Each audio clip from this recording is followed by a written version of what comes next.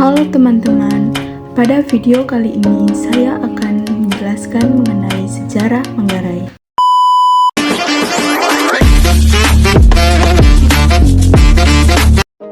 Manggarai merupakan daerah berbukit, gunung dan yang lainnya merupakan dataran.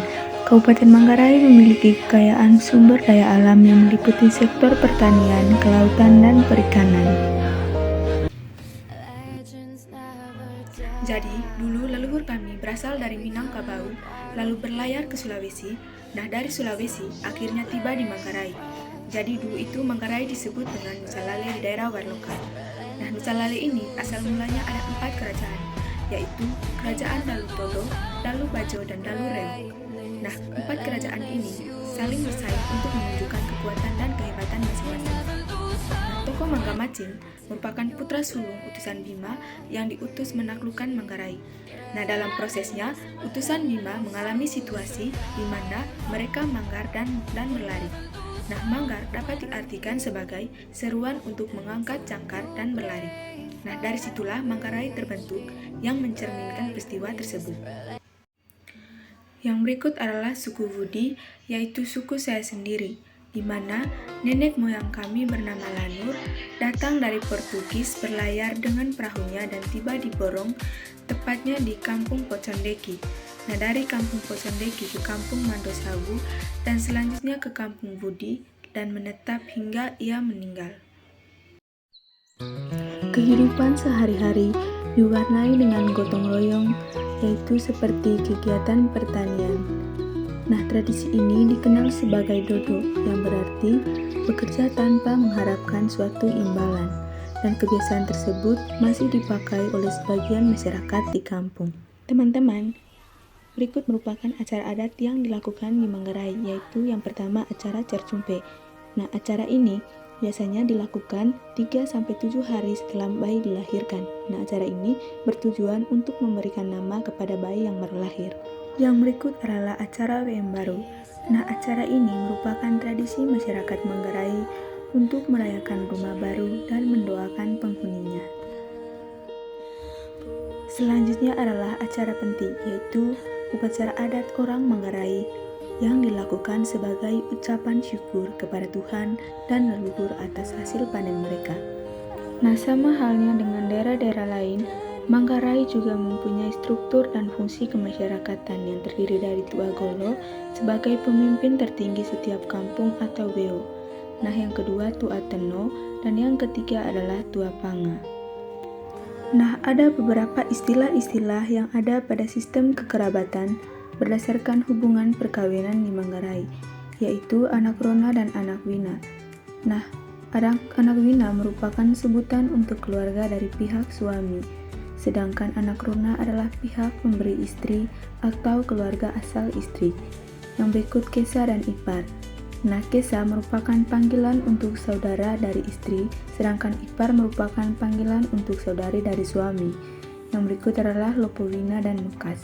Nah, lopowina merupakan panggilan untuk mama mantu dan mekas merupakan panggilan untuk bapak mantu. Yang terakhir adalah wina dan rona. Nah, wina ini merupakan panggilan untuk seorang istri oleh suaminya, sedangkan rona merupakan panggilan untuk seorang suami oleh istrinya. Nah, yang berikut berdasarkan hubungan keturunan. Nah, ema merupakan panggilan untuk ayah, ende merupakan panggilan untuk ibu, nana merupakan panggilan untuk anak laki-laki, enu merupakan panggilan untuk anak perempuan. Yang berikut berdasarkan kekerabatan hubungan darah. Nah, nara merupakan panggilan untuk saudari laki-laki oleh saudara perempuan, dan weta merupakan panggilan untuk saudari oleh saudaranya. Ase merupakan panggilan untuk seorang adik, dan KE merupakan panggilan untuk seorang kakak. Selanjutnya saya akan menjelaskan klasifikasi makanan, yaitu di mana makanan yang dianggap tabu oleh orang Manggarai tergantung suku masing-masing. Nah, untuk suku kami sendiri, kami tidak boleh makan makanan seperti ayam hutan, kelelawar, musang, dan babi hutan. Mengapa makanan tersebut menjadi tabu di suku kami? Karena berasal dari kisah nenek moyang kami, yaitu Lanur, di mana istri Lanur bernama Timung Te diculik oleh Raja Bima dan dibawa ke Bima. Kemudian Lanur mengejar istrinya ke Bima dengan menggunakan perahu. Lanur ini menurut cerita dari orang tua dulunya, ia berteman dengan binatang yaitu babi hutan, ayam hutan, dan lainnya.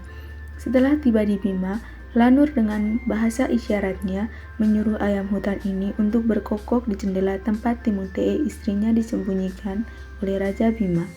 Sementara babi landak membuat jalan di bawah tanah menuju ke tempat Timung Tee disembunyikan.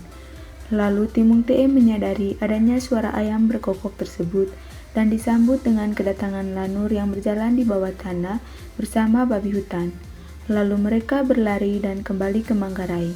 Di pagi hari, Raja Bima bangun dan melihat Timung Tee sudah tidak ada di tempatnya.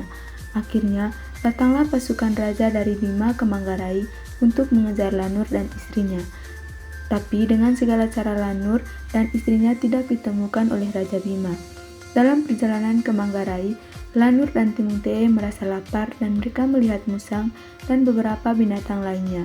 Mereka meminta bantuan untuk mencari makan untuk mereka dengan bersumpah kepada binatang-binatang tersebut untuk tidak memakan daging dari binatang tersebut hingga sampai keturunannya Lanur. Untuk prioritas pembagian makanan, yaitu lebih diutamakan kepada kaum laki-laki sebagai bentuk penghormatan. Untuk cara pengolahan dan penyimpan makanan, yaitu direbus dan dikukus, sedangkan untuk penyimpanan makanan salah satunya adalah penyimpanan padi di bambu betong bertujuan untuk menjaga keamanan dan ketahanan pangan supaya tidak lapar pada saat musim panen. Akan tetapi dengan perkembangan zaman sekarang, masyarakat menggunakan karung plastik untuk menyimpan padi hasil panen mereka. Ada beberapa istilah atau goet dalam bahasa Manggarai, yaitu Nikahemong Kuni Agu Kalo yang artinya jangan lupa kampung halaman sendiri. Yang kedua, Tanah Kuni Agu Kalo yaitu kampung halaman, dan masih banyak lagi istilah atau goet lainnya dalam Manggarai. Selanjutnya adalah kesenian. Yang pertama yaitu tarian, yang terdiri dari tarian caci. Nah, tarian ini dimainkan pada saat syukuran musim panen atau hangwoja dan ritual tahun baru atau penti. Yang kedua adalah tarian dundundake. Nah, tarian ini memiliki gerakan inti yaitu ke depan yang artinya memberikan penghormatan kepada Tuhan Yang Maha Kuasa, lalu ke samping dan ke belakang. Yang ketiga adalah tarian rangkukalu. Nah, alu merupakan sebatang kayu sepanjang 2 meter, biasanya digunakan sebagai alat tumbuk padi, sedangkan rangkuk adalah bunyi irama alat peraga yang dimainkan. Yang berikut adalah seni musik, yang terdiri dari takitu, gedendik, dan redep, ada concong, dan juga ada bata. Nah, yang terakhir adalah seni kriya. Nah, seni kriya ini merupakan songke yang kita kenal dalam daerah Manggarai. Nah, songke ini warna dasarnya adalah hitam, melambangkan sebuah arti kebesaran dan keagungan orang Manggarai, serta kepasrahan bahwa semua manusia akhirnya akan kembali kepada Yang Maha Kuasa. Sedangkan aneka motif bunga pada kain songke mengandung banyak makna sesuai motif itu sendiri, seperti motif bela kaweng bermakna interdependensi antara manusia dengan alam sekitarnya, dan juga motif seperti laba-laba dan juga motif garis-garis batas. Yang berikut adalah mata pencaharian. Nah, orang Manggarai sebagian besar adalah petani dan peternak. Petani bercocok tanam di sawah dan ladang menggunakan sistem pertanian tradisional lodok.